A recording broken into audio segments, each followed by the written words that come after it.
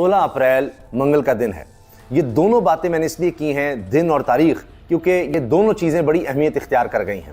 آج کا دن تحریک انصاف کے لیے بہت بڑی کامیابی کا دن رہا, بہت خوشخبریوں کا دن رہا, اور دوسری طرف حکومت کے لیے اور خاص طور پر الیکشن کمیشن کے لیے بہت ہی سبکی کا, ہار کا, ناکامی کا اور بے عزتی کا دن رہا ہے. پہلی چیز تو یہ کہ تین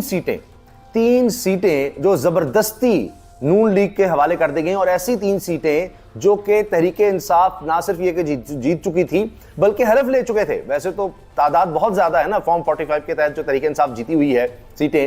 لیکن یہاں یہ ہوا کہ یہ وہ سیٹیں تھیں جو نوٹیفیکیشن آ گئے, الیکشن کمیشن نے جیت ڈکلیئر کر دی تحریک انصاف کے لوگوں کی, لیکن اس کے بعد پھر وہی سیٹیں نون لیگ کی جھولی میں ڈالی گئیں ری کاؤنٹنگ کے چکر میں, جبکہ یہ لوگ حلف لے چکے تھے. اور کیا گیا کہ